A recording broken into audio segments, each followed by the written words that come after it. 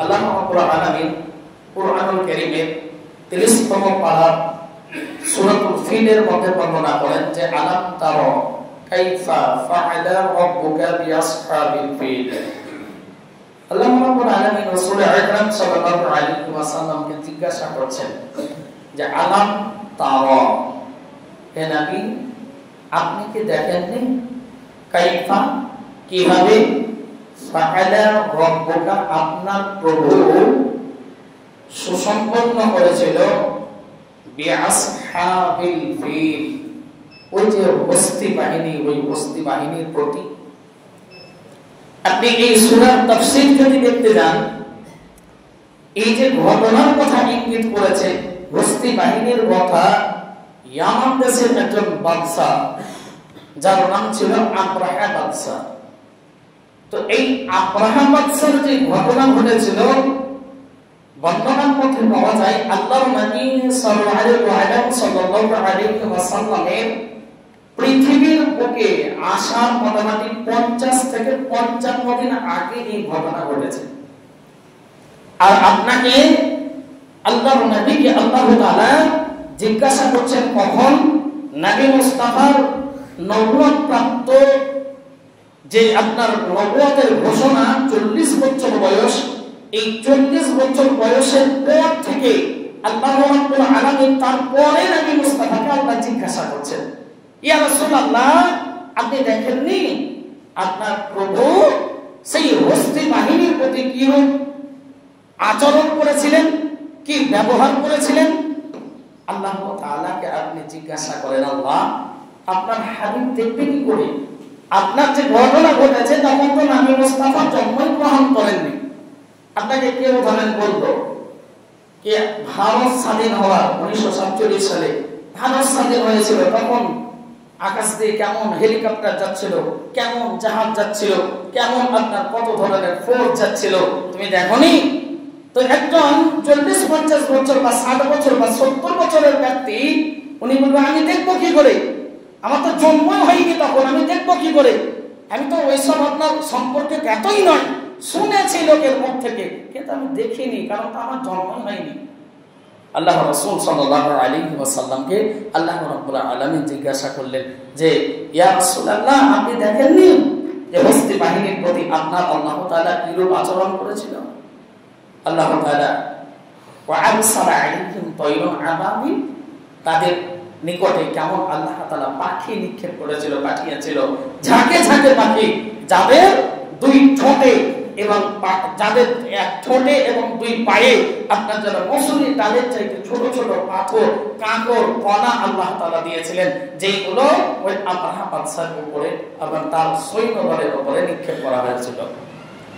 শেষের আয়াতে বলছে যে ফাজা আলাহুম কাআসফিম মাকুল, তাদেরকে তৃণভূমির ন্যায় দেখবেন মসুরির গাছকে আপনার কি বলছে ওই মারার পরে মেশিনে বা গরু দিয়ে মারতে গেল, তারপরে তার আপনার ডালগুলো পাতাগুলো ভুসি হয়ে যায়, আমরা অনেকে ভুসি বলি, বা মসুর ডালকে ছাড়িয়ে আপনার আলাদা করে দেওয়ার পরে তার ভুসি আলাদা হয়।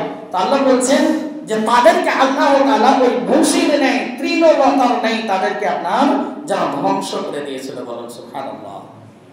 আল্লাহ তাআলা যে কোনো বিষয়ের উপরে যদি আপনার কানেকশন থাকে, কানেক্টিভিটি থাকে, তাহলে আল্লাহ তাআলা তার মর্যাদা মর্তবাকে আল্লাহ আরো বাড়িয়ে দেন। যেমন দেখেন মসজিদের ক্ষেত্রে আপনি দেখেন দুনিয়াতে কত বড় বড় প্রাসাদ আছে, দুনিয়াতে কত বড় বড় বাড়ি আছে, যেগুলো আপনার এই 72 পাড়ার মসজিদের তুলনায় কত আপনার কয়েক গুণ বেশি টাকা খরচ করে বড় বড় বিল্ডিং তৈরি করা হয়েছে, কিন্তু সেই বিল্ডিং গুলোকে আল্লাহ একবারও বলেনি কি আল্লাহর ঘর, এটা আল্লাহর ঘর, এটা আল্লাহ বলেননি। কিন্তু আপনার মসজিদটা যদি তাল পাতারও হয়, তাতে যদি বৃষ্টির সময় পানিও পড়ে, তাতে যদি আপনার কাদামাটিও হয়ে থাকে, তাতে যদি আপনার ঠিকঠাক ভাবে চালাটাও করা না থাকে, তো আল্লাহ বলেছেন মর্যাদা দিয়েছেন যে ওটা আল্লাহর ঘর। যখন আপনার কানেকশন হয়ে যাবে, আল্লাহ রাসূল সাল্লাল্লাহু আলাইহি ওয়াসাল্লামের নিকটে একজন ব্যক্তি এসে তখন ইসলাম কবুল করেন, নিয়ে এসে বলছেন ইয়া রাসূলুল্লাহ আমি ইসলাম গ্রহণ করব, তাহলে আমি কি পাবো? ইসলাম গ্রহণ করতে গেলে কি পাওয়া যাবে? আল্লাহ নবী সাল্লাল্লাহু আলাইহি ওয়াসাল্লাম বললেন যে আমার আবু বকর, আমার ওমর, আমার উসমানকে আমি যা দিয়েছি আমি তোমাকেও তাই দেব। বলুন সুবহানাল্লাহ। বলে হুজুর কি দিয়েছেন? বলে যা মর্যাদা দিয়েছি আমি আমার আবু বকর, ওমর, উসমানকে, আমার আবু বকর, ওমর, উসমান যদি নামাজের টাইমে মসজিদের মধ্যে প্রবেশ না করে, যদি হাজির না হয়, আর তুমি যদি নামাজ সম্পর্কে জ্ঞাত থাকো, ওয়াকিবহাল থাকো, তোমাকে যদি মুসাল্লাই ইমাম হিসেবে দান করিয়ে দেওয়া হয়, আর তুমি নামাজ পড়ানো অবস্থাতেই আমার আবু বকর যদি প্রবেশ করে, আমার ওমর যদি প্রবেশ করে, আমার উসমান যদি প্রবেশ করে, তো আমি যেই মর্যাদা তোমাকে দিয়েছি ওই মর্যাদাতে কেউ তো আমার জায়গা থেকে তোমাকে পিছন করে আমার আবু বকরকে সামনে দিতে পারবে না, আমার ওমরকে সামনে দিতে পারবে না, আমার উসমানকে সামনে দিতে পারবে না, বরং তুমি ইমামতি করবে আর তোমার পিছনে আমার আবু বকর, ওমর, উসমান, আলী যেন আপনার মুক্তাদি হিসেবে নামাজ আদায় করবে। বলুন সুবহানাল্লাহ। বেরাদার, ইমাম, মসজিদের ইমাম সম্ভ্রান্তশালী ফ্যামিলির কোন একজন ব্যক্তিত্ব হতে হবে এইরকম কোন শর্ত থাকে না, বরং একজন ভিক্ষুকের যদি সন্তান হয়, একজন দরিদ্র, একজন আপনার শোচনীয় পরিবারের যদি কোন ব্যক্তিত্ব হয়, তাহলে সেই ব্যক্তিকে ইসলাম আপনাকে সামনে আগিয়ে দেয়। যাও, তুমি আমার টাকা পয়সাই হয়তো বেশি হতে পারবে না, অর্থ ধন সম্পত্তিটা হয়তো বেশি হতে পারবে না, কিন্তু তুমি যার সঙ্গে কানেকশন তৈরি করেছো তিনার মর্যাদা বেশি বলে ওই কানেকশনের কারণে তোমারও মর্যাদাকে আমি আল্লাহ বাড়িয়ে দিয়েছি। বলুন সুবহানাল্লাহ। বেরাদার, ওই ইমাম একজন ভিক্ষুকের ছেলে, যাকে আপনি কখনো ভালোই দিতেন না, গুরুত্ব দিতেন না, অথচ দেখা যায় তার পেছনে এসে master, doctor, professor, engineer, barrister, কত কত মানুষ এসে নামাজ পড়ে, তাকে সামনে দিকে আপনার রেখে দুনিয়ার কোনো কার্যকলাপ তার ফলো করে না, দুনিয়ার কোনো কথা তাকে মেনে নেয় না, অথচ ওই ইমাম যদি ইচ্ছা পোষণ করে আমি 5 মিনিট পরে রুকুতে যাব, কেরাত করব, ততক্ষণ ওই পিছনের ব্যারিস্টার সাহেবের ক্ষমতা নাই যে ইমামের আগে আগে রুকু করে দেবে, আগে সাজদা করে দেবে, আগে তাশাহুদে বসে যাবে। বেরাদার মুআদ্দাস সামাঈন ইকরাম, শুধু এই মর্যাদা, শুধু এই সম্মান আল্লাহর সঙ্গে কানেকশন তৈরি হয়ে যাওয়ার কারণে যখন আব্রাহা বাদশা এই কাবা বাইতুল্লাহকে দেখলো, দেখার পরে আব্রাহা বাদশার একটা হিংসা তৈরি হলো যে মুসলমানদের এই ঘর, আর এই ঘরটাকে সবাই সম্মান করছে, সবাই ইজ্জত দিচ্ছে, সবাই আপনার এই জায়গাটাকে ভালোবাসছে, আমিও একটা এরকম কাবা তৈরি করব। তার জন্য কানিসা নামে একটা গির্জা তৈরি করলো। আর এই গির্জা তৈরি করার পরে ওই আপনার আব্রাহা বাদশার মনে ধারণা যে সবাই কাবা বাইতুল্লাহ বাদ দিয়ে আমার চাইতে চাকচিক্য একটা ঘর, আমার ওই কাবা বাইতুল্লাহ চাইতে সৌন্দর্যমণ্ডিত একটা ঘর, এই ঘরটাকে সবাই তাওয়াফ করো। কিন্তু বেরাদার মুআদ্দাস সামাঈন ইকরাম, মর্যাদা আল্লাহ কাবার বাড়িয়েছে, ওই কানিসার তো বাড়িয়ে দেয়নি। এই কারণে কিন্তু ওই কানিসায় আর কেউ যাচ্ছিল না। আব্রাহা বাদশার মনের মধ্যে একটা ক্ষোভ, মনের মধ্যে একটা রাগ, কি সবাই ওই কাবা বাইতুল্লাহ যাচ্ছে, আমার ঘরে কেউ আসছে না, আমি ওই কাবা বাইতুল্লাহকে ভেঙে ফেলবো, নাউযুবিল্লাহ, কাবা বাইতুল্লাহকে রাখবো না, কারণ ওই কাবা না থাকবে না আপনার আমার গির্জায় আপনার কেউ আসবে না, বরং কাবাকে ভেঙে দেব, সবাই আমার এই গির্জাতে আসবে, এই জায়গাটাকে আবাদ করবে। এই কারণে কি করলো, তিনি দেখলেন তৎকালীন মক্কার কাবা বাইতুল্লাহ যিনি খাদেম ছিলেন তিনি হলেন হযরত আব্দুল মুত্তালিব রাদিয়াল্লাহু তাআলা আনহু। ওনার 200 খানা উট আব্রাহা বাদশা তার লোককে দিয়ে আপনার নিয়ে চলে যাওয়া করলো, চিন্তাই করে নিল, তুলে নিয়ে গেল। উটগুলো নিয়ে যাওয়ার পরে আব্রাহা বাদশাকে ডেকে পাঠিয়েছে, তাকে ডেকে পাঠাও, কারণ উট নিয়ে এসছে আব্রাহা বাদশা। এবার কি বললো, হযরত আব্দুল মুত্তালিবকে ডেকে পাঠালো, যে আব্দুল মুত্তালিবকে ডেকে পাঠাও, যেহেতু উট নিয়ে এসছি আব্দুল মুত্তালিব আসতে আপনার বাধ্য। আল্লাহ রাসূল সাল্লাল্লাহু আলাইহি ওয়াসাল্লামের দাদা হযরত আব্দুল মুত্তালিব দেখতে খুব সুন্দর ছিলেন, সুঠামদেহী ছিলেন, দেখতে চেহারা খুব লাবণ্যময় ছিল। আল্লাহ রাসূল সাল্লাল্লাহু আলাইহি ওয়াসাল্লামের দাদা জান হযরত আব্দুল মুত্তালিব রাদিয়াল্লাহু তাআলা আনহু যখন আব্রাহা বাদশার নিকটে গেলেন, আব্রাহা তার আপনার গদিতে বসে আছে, আর হযরত আব্দুল মুত্তালিবের চেহারা দেখে, এত সুন্দর লাবণ্যময় চেহারা দেখে আব্রাহা বাদশা নিজেই বুঝতেই পারে না, কেমন যেন দাঁড়িয়ে গেছে, তার সম্মান আছে। সবাই বলছে, হুজুর আপনি কি ব্যাপার দাঁড়াচ্ছেন কেন? উনি তো মক্কার সাধারণ একজন নেতা, তো ওনার সম্মানে আপনি দাঁড়াচ্ছেন কেন? ও নিজে বুঝতে পারে না আব্রাহা বাদশা আপনার যেন হযরত আব্দুল মুত্তালিবের সম্মানে দাঁড়িয়ে আপনার আব্রাহা বাদশা নিজের গদিতে বসলই না, নিচে একটা জায়গাতে বসে আলোচনা করছেন। আলোচনা কি? আব্রাহাম বাদশা বলছে, হে আব্দুল মুত্তালিব, আমি তোমাদের ওই কাবা ঘরকে ভেঙে ফেলবো। তাছাড়া আব্দুল মুত্তালিব বললেন, দেখো ভাই, তুমি কাবা ঘর ভাঙবা কি শেষ করে ফেলবা সেটা তোমার ব্যাপার, কাবা ঘর তো আমার নয়, কাবা ঘর আল্লাহ তাআলা। তুমি যে উট কয়টা নিয়ে এসেছো, 200 উট, এই উটের মালিক আমি, আল্লাহ আমাকে মালিক করেছে উটের। অতএব তুমি কি করো, আমাকে উটগুলো ফেরত দিয়ে দাও। তুমি কাবা ঘর ভাঙবা কি করবা সেটা তোমার ব্যাপার, আল্লাহর ব্যাপার। তুমি ভাঙবা, আল্লাহর যদি ইচ্ছা হয় আল্লাহ হেফাজত করবে। তা আব্রাহা বাদশা বলছে, আব্দুল মুত্তালিব, তোমাকে তো খুব বিচক্ষণ মানুষ মনে করতাম, খুব জ্ঞানী মনে করতাম। আমি তোমার কাবা বাইতুল্লাহকে ভাঙার কথা বলছি, আর তুমি তোমার উট নিয়ে পড়ে আছো। হযরত আব্দুল মুত্তালিবের কথা বলে, যাও যাও, উট দিয়ে দাও, উট ফেরত দিয়ে দাও।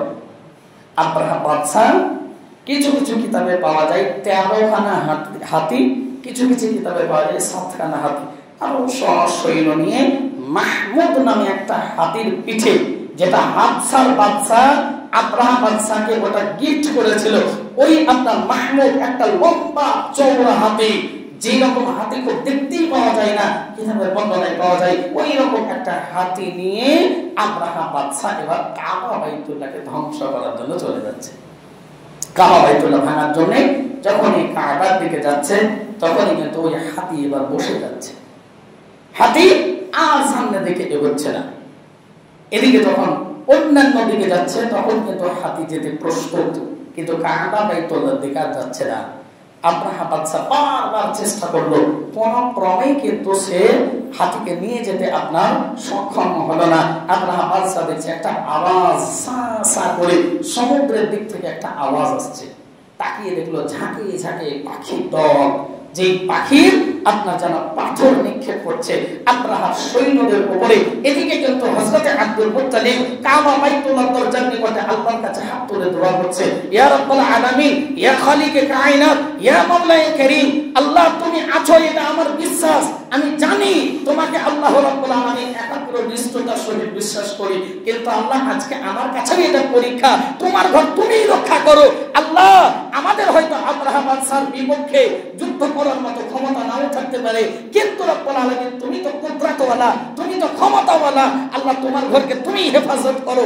সবাই পাহাড়ের উপরে গিয়ে দেখছে যে আব্রাহা বাদশা কি করে। বেরাদার, আব্রাহা বাদশার ওই সৈন্যর উপরে আল্লাহ তাআলা ওই পাখিকে আপনার যে পাথর দিয়ে দিয়েছে, প্রত্যেকের নাম লেখা লেখা পাথর, তাদের উপরে যখন নিক্ষেপ করা হলো, তাদেরকে আল্লাহ তাআলা তৃণলতার নাই ভুসির মতো তাদেরকে ধ্বংস করে দিল। বলুন সুবহানাল্লাহ। বেরাদার মুআদ্দাস সামাইন ইকরাম, আল্লাহর ঘরকে আমার আল্লাহ তাআলা হেফাজত করলেন। এই কাবা বাইতুল্লাহকে ধ্বংস অনেকেই করেছে, এমনকি ইয়াজিদের নাম আপনার আছে। এই একটা সময় ইয়াজিদের লোকেরাও আপনার এই কাবা বাইতুল্লাহকে তারা ধ্বংস করে দিয়েছিল, কাঠগুলোকে ভেঙে দিয়েছিল, উপরের পাথরগুলোকে আপনার ভেঙে দিয়েছিল।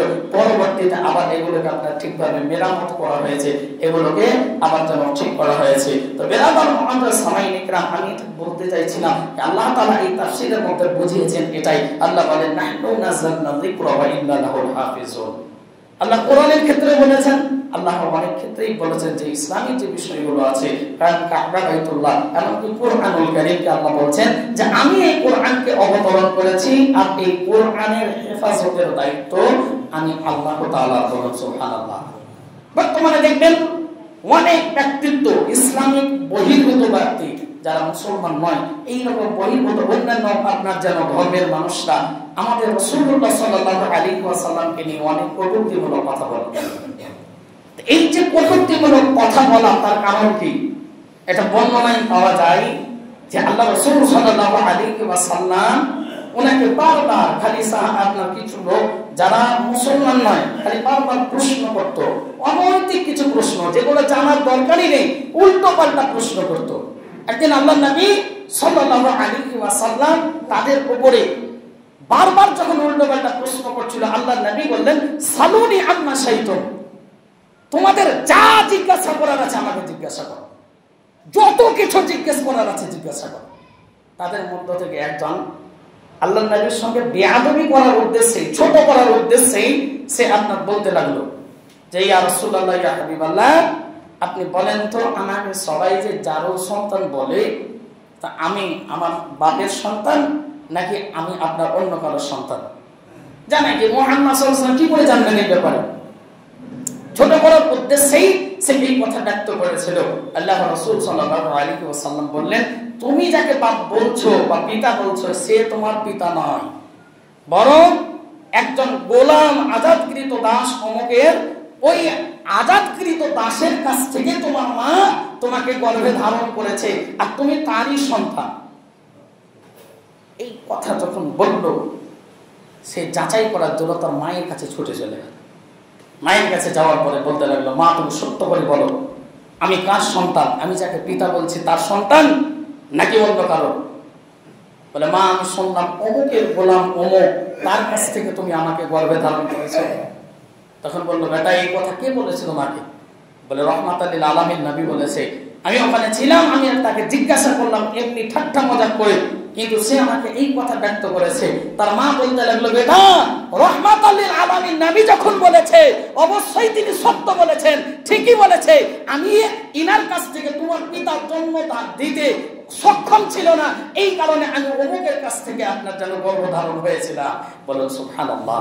রাসূল আকরাম সাল্লাল্লাহু আলাইহি ওয়াসাল্লাম তিনার প্রতি যারাই কোনো ধরনের কটূক্তি কথা বলেছে, দুশমনি করেছে, তাদেরই জন্মগত দিক থেকে দেখতে পাবেন কি কোনো ধরনের খামতি আছে, হয় নিজের বাপের সন্তান নয়, অন্য কাউরের কাছ থেকে তার মা গর্ভে ধারণ করেছে। তো বেরাদাম আজকেও দেখবেন কিছু মুস্তাহে রাসূল যারা রাসূল সাল্লাল্লাহু আলাইহি ওয়াসাল্লামের ব্যাপারে উল্টো পাল্টা কথাবার্তা আপনার ব্যক্ত করছে। এই কিছুদিন পূর্বে আপনার কিছু আপনার কি বলছে পুরোহিত কিছু লোক রাসূল সাল্লাল্লাহু আলাইহি ওয়াসাল্লামের ব্যাপারে মুস্তাকিমূলক কিছু কথাবার্তা আপনার ব্যক্ত করেছে। আপনারা দেখবেন বিভিন্ন ফুটেজে দেখতে পাবেন যে মুম্বাই শহরে বিভিন্ন ধরনের আপনার এর প্রতিবাদ চলছে। তো আল্লাহ রাসূল সাল্লাল্লাহু আলাইহি ওয়াসাল্লামের এই যে ঘটনা, মিরাজের ঘটনা আপনারা শুনেছেন। মিরাজের ঘটনার পরে আল্লাহ রাসূল সাল্লাল্লাহু আলাইহি ওয়াসাল্লাম যখন হিজরত করে মক্কা ছেড়ে মদিনায় যাচ্ছিলেন, এই মক্কা ছেড়ে মদিনায় যাওয়ার সেই মুহূর্তে আল্লাহ রাসূল সাল্লাল্লাহু আলাইহি ওয়াসাল্লামের আমরা সবাই জানি যে কুসাই ইবনে কিলাব বলে একজন ব্যক্তি ছিল মক্কায়। ওই কুসাই ইবনে কিলাবের ঘরে কিছু কাফের যারা আল্লাহর নবীকে মারার জন্য প্ল্যান করছিল। সবার মিটিং হয়, ভালোরও মিটিং হয়, খারাপেরও মিটিং হয়, একটা সলা পরামর্শ আলোচনা হয়, তাদের মধ্যে আলোচনা চলছে। আলোচনা তাদের মধ্যে ব্যক্ত করছেন। কেউ বলছে যে মুহাম্মদ সাল্লাল্লাহু আলাইহি ওয়াসাল্লামকে কি করো আর হাত দুটো কেটে দাও। কেউ বলছে মুহাম্মদ সাল্লাল্লাহু আলাইহি ওয়াসাল্লামের পা দুটো কেটে আলাদা করে দাও।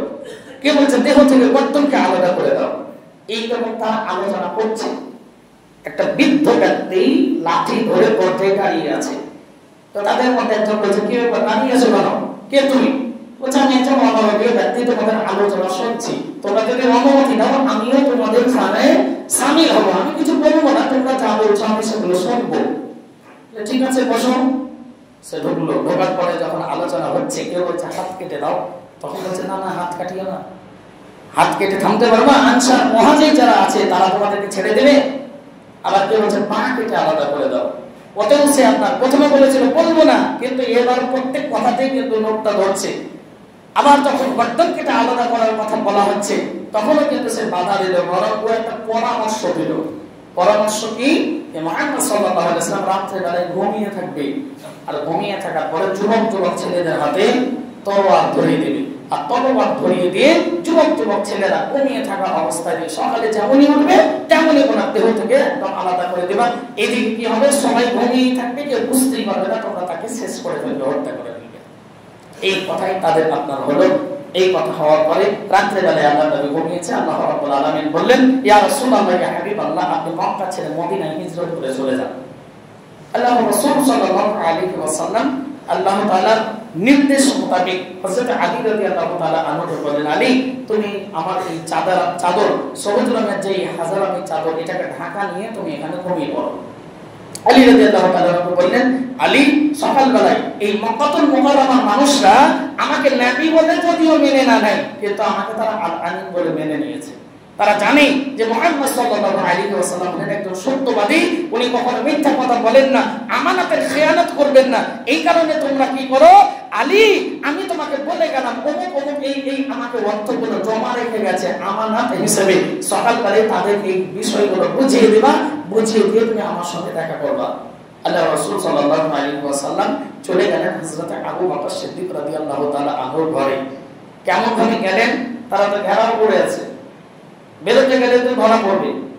আল্লাহ নবী সাল্লাল্লাহু আলাইহি ওয়াসাল্লাম হাতের মধ্যে কিন্তু ধুলো বালি করে নিলেন, আর নেওয়ার পরে সূরা ইয়াসিনের কিছু আয়াত পাঠ করলেন, ওতে ফু দিলেন। ফু দেওয়ার পরে প্রত্যেকে এইভাবে ছিটিয়ে দিলেন।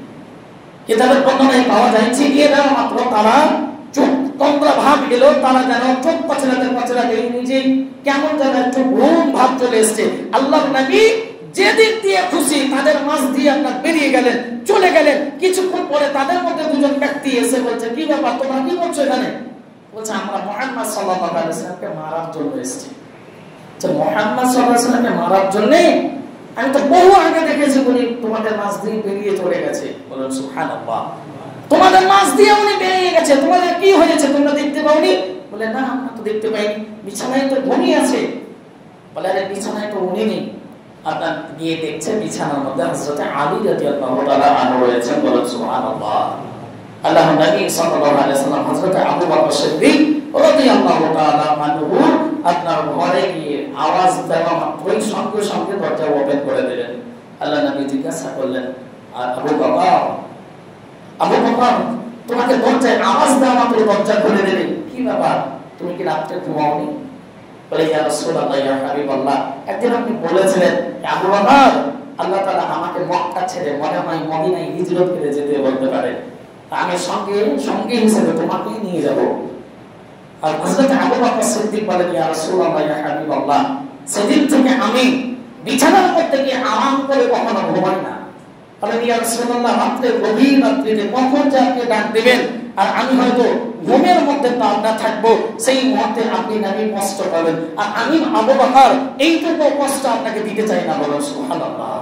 এটা হলো নবীর মহব্বত। বলে, হুজুর আমি একটু আরাম করলেই দরজার কাছেই আরাম করি, দরজার কাছেই ঠেস লাগিয়ে বসে থাকি, আপনি কখন ডাক দিবেন আর আমি আবু বকর আপনার ডাকে লাব্বাইক ইয়া রাসূলুল্লাহ বলবো। বলুন সুবহানাল্লাহ। আল্লাহর নবী সাল্লাল্লাহু আলাইহি ওয়াসাল্লাম হযরত আবু বকর সিদ্দিক রাদিয়াল্লাহু তাআলা আনহুকে সঙ্গে করে নিয়ে আপনার যারা চলতে লাগলেন মদিনার রাস্তায়। আল্লাহর নবী যখন রাস্তা দিয়ে যাচ্ছিলেন, আবু বকর সিদ্দিক কখনো ডানে, কখনো বামে, কখনো সামনে, কখনো পেছনে, বারবার মনে হচ্ছে ঘেরে ঘেরে যাচ্ছেন। আল্লাহর নবী জিজ্ঞাসা করছেন, আবু বকর একবার ডানে, একবার বামে, একবার পিছনে, একবার সামনে, কি ব্যাপার? বলে, ইয়া রাসূলুল্লাহ, মক্কায় আপনার প্রত্যেক পদক্ষেপে শত্রু, ইয়া রাসূলুল্লাহ, আপনাকে হয়তো তারা দূর থেকে নিশানা করে তীর নিক্ষেপ করতে পারে, আপনাকে হয়তো মারার প্ল্যান করতে পারে। ইয়া রাসূলুল্লাহ, আমার জীবনের সাথে আপনার প্রতি কোনো আঘাত কেউ করুক, এটা আমি আবু বকর মেনে নিতে পারবো না। ইয়া রাসূলুল্লাহ, আপনাকে যদি কেউ আঘাত করে আমি প্রয়োজনে আমার সিনা আপনার পাঠিয়ে দেব, আপনার সম্মুখে আমি শহীদ হয়ে যাব। সুবহানাল্লাহ। তবু আপনাকে চুল পরিমাণ আঁচল লাগতে দেব না। হযরত আবু বকর সিদ্দিক রাদিয়াল্লাহু তাআলা আনহু আল্লাহর নবী সাল্লাল্লাহু আলাইহি ওয়াসাল্লামকে নিয়ে গায়ের শহরের মধ্যে আশ্রয় নিলেন। গায়ের শহরের মধ্যে গিয়ে আপনার আবু বকর সিদ্দিক নবীকে প্রথমে বললেন, না চলেন আপনার ভিতরে যাই। বলেন, হুজুর আপনি এখানে দাঁড়ান, আমি একটু দেখে আসি ভিতরে যদি কোন ধরনের বিশুদ্ধ প্রাণী থাকে তাহলে যেন ক্ষতি না করতে পারে। আল্লাহর নবী সাল্লাল্লাহু আলাইহি ওয়াসাল্লামকে উপরে রেখে উনি ভিতরে গিয়ে দেখলেন অনেকগুলো গর্ত ফুটো রয়েছে। আল্লাহর নবী সাল্লাল্লাহু আলাইহি ওয়াসাল্লামকে দাঁড়াতে বলে উনি গর্তগুলোকে বন্ধ করলেন, আর একটি ফুটো বন্ধ করার মতো কোনো কাপড় তিনার কাছে ছিল না। এই জন্য উনি আল্লাহর নবীকে ভিতরে রেখে ওই ফুটোটাতে পা দিয়ে আল্লাহর নবীকে যেন আপনার কোল মোবারকে মাথা রেখে একটু আরাম করাচ্ছেন। ওই ফুটোর ভিতরে আপনার সাপ ঢুকেছিল, যে সাপ বেরোনোর জন্য ছটফট করছিল। অনেক কিতাবে পাওয়া যায় ওই সাপটা আল্লাহর নবীর দিদারের জন্যই বেরোনোর জন্য ছটফট করছিল, কিন্তু বেরোনোর যখন আর কোনো সুযোগ পাচ্ছিল না, শেষ পর্যন্ত হযরত আবু বকর সিদ্দিক রাদিয়াল্লাহু তাআলা আনহুর পায়ে একটা দংশন করে দিলেন। যেমন এই দংশন করে দেওয়া শরীর নীল বর্ণ হয়ে গেল, আপনার বিষে বিষাক্ত হয়ে গেল, চোখ দিয়ে আপনার না চাইলেও পানি আপনার নির্গত হতেছিল, পানিগুলো মুছে ফেলছিলেন। বেরাদার মুআজ্জাজ সামাইন ইকরাম পানি মুছতে মুছতে কয়েক ফোঁটা অশ্রু আল্লাহর নবীর চেহারা মোবারকে যেমনই পড়ে গেল, আল্লাহর নবী তাকিয়ে দেখেন হযরত আবু বকর সিদ্দিক রাদিয়াল্লাহু তাআলা আনহুর চেহারা নীল বর্ণ হয়ে গেছে, বিষাক্ত হয়ে গেছে। আল্লাহর নবী বললেন, আবু বকর তুমি একবার আমাকে বলতে পারতে কেন তুমি এত কষ্ট যন্ত্রণা সহ্য করে আমাকে বলনি, বলে ইয়া রাসূলুল্লাহ আপনি আরাম করতেছিলেন, আমি আবু বকর আপনার আরাম করাকে ব্যাঘাত ঘটিয়ে কি করে আপনাকে এই কথা ব্যক্ত করে দিতে পারি, বলুন সুবহানাল্লাহ। হযরত আবু বকর সিদ্দিক আল্লাহর নবী কোন ডাক্তারের কাছে নিয়ে গেলেন না, কোন ওঝার কাছে নিয়ে গেলেন না, কোন কবিরাজের কাছে নিয়ে গেলেন না, কোন হসপিটালে নিয়ে গেলেন না, কোন নার্সিং হোমে নিয়ে গেলেন না, কোন হোমিওপ্যাথি অ্যালোপ্যাথি মেডিসিন দিলেন না, বরং আল্লাহর নবী সাল্লাল্লাহু আলাইহি ওয়াসাল্লাম রাহমাতাল লিল আলামিন নবী সামান্য পরিমাণ থুতু মোবারক নিয়ে দংশন করা জায়গাতে যেমনই লাগিয়ে দিলেন, আল্লাহ রাব্বুল আলামিনের ফজলে নবী মুস্তাফা থুতু মোবারকের আপনার যেন ওসিলাতে আল্লাহ তাআলা পুরো বিষকে পানি পানি করে দিলেন, বলে সুবহানাল্লাহ।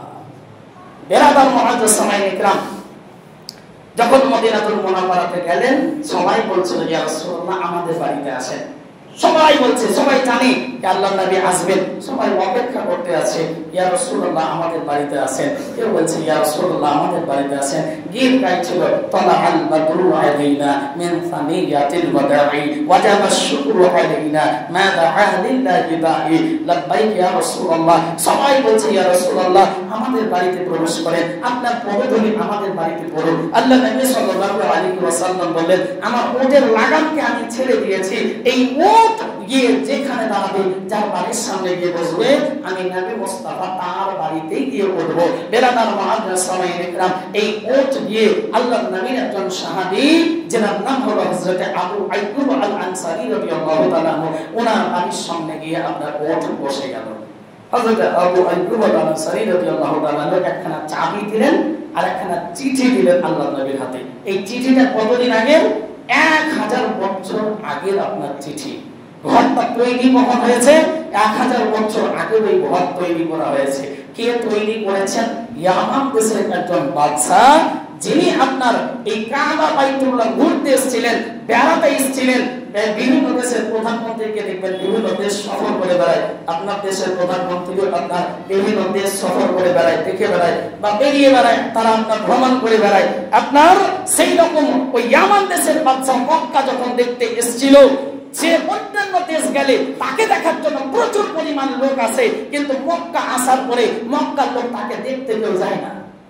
তো সাধারণ নর্মাল ব্যাপার, এখানে দেখবেন একটা সামান্য কোনো নেতা এলেও কত মানুষ ভিড়, আপনার কত জনজাত হয়, আর কেউ যদি তাকে দেখতেই না আসে তাহলে ভাববে কি ব্যাপার, এইরকম পরিস্থিতি কেন? প্রধানমন্ত্রী এখানে পুরো হয়ে গেল, তাকে কেউ দেখতেই গেল না, কি ব্যাপার, আমার পরিস্থিতি তাহলে খুব খারাপ মনে হয়। তো সেই দেশের বাদশা, ইয়ামান দেশের বাদশা যখন খবর নিল, খবর নিয়ে জানতে পারলাম মক্কায় একটা ঘর আছে, যার নাম হলো কাবা বাইতুল্লাহ। এই কাবা বাইতুল্লাহ, এই যে ঘরটা, এই ঘরের কারণে তারা অনেকেই এই কাবাকে তওয়াফ করে, আর এই কাবার কারণে তারা কিন্তু অন্যান্য মন্ত্রী বা অন্যান্য বাইরের লোককে খুব একটা গুরুত্ব তারা দেয় না, ওখানেই তারা আপনার জাঁকজমক ভাবে আপনার তওয়াফ করে। এই দৃশ্য দেখার পরে ওই কাবা বাইতুল্লাহর কথা সে স্মরণ করে মনে মনে পরিকল্পনা করলো যে এই কাবা ঘরটাকে আমি ভেঙে ফেলবো। আপনাকে এত ঘটনা করে বলার খালি কারণ এটাই, ওই ঘটনার সঙ্গে এই ঘটনারও লিঙ্ক আছে। উনি মনে মনে নিয়ত করলেন এই ঘরটাকেই ভেঙে ফেলবো। যেমন এই নিয়ত করা আল্লাহর ইচ্ছায় কান দিয়ে, নাক দিয়ে, চোখের কোনা দিয়ে, আরো অন্যান্য জায়গা দিয়ে তার রক্ত পুঁজ পড়া আরম্ভ হলো। ডাক্তার মেডিসিন পদ্ধতি নেওয়ার পরে কোনো কিছুতেই যখন কিছু হলো না, তখন বিভিন্ন তাওরাত জবর ইনজিল কিতাবগুলো পড়ার এমন যে সমস্ত পারদর্শী লোক যারা অনেক জ্ঞান রাখে, তারা আপনার এসে জ্যোতিষী আরো অন্যান্য ব্যক্তিবর্গরা এসে বলতে লাগলো, বলে হে বাদশা, ইয়ামান দেশের বাদশা, এটা কোনো শারীরিক অসুখ নয়, বরং এটা ঐশ্বরিক অসুখ। আপনি মনে মনে খারাপ কিছু পরিকল্পনা করেছেন, এই জন্য আপনার এই কাজ হয়েছে। বলে খারাপ পরিকল্পনা বলতে একটা পরিকল্পনা আমি করেছিলাম, সেটা হলো কাবা বাইতুল্লাহকে ধ্বংস করা। তখন ওই বাদশা আপনার এই কথা বলাতেই ওই আপনার যেন তওবাত এবং ইনজিল পড়া লোকগুলো ব্যর্থ করলো, আপনি তওবা করে দেন, তাহলে হয়তো আল্লাহ ভালো করে দিতে পারে। তিনি তওবা করলেন, আমি যে পরিকল্পনা করেছিলাম আমি তওবা করছি। তওবা করার পরে পরে আল্লাহ তাআলা রক্ত পুঁজ এই সমস্ত কিছু করা বন্ধ করে দিলেন, পরিপূর্ণ সুস্থ হয়ে গেলেন। উনি মক্কার কিছু ভবিষ্যৎবাণী শোনার জন্য তাকে বলছিলেন। তখন ওই আপনার তাওরাত এবং ইনজিল পড়া লোকগুলো ব্যক্ত করেছিল যে মক্কাতুল মুকাররমায় এই ঘটনা ঘটবে, অনেক কিছু, তার মধ্যে শেষে বলবেন 1000 বছর পরে একজন নবীর আবির্ভাব ঘটবে, যিনি মক্কাতুল মুকাররমায় কুরাইশ গোত্রে জন্মগ্রহণ করবে।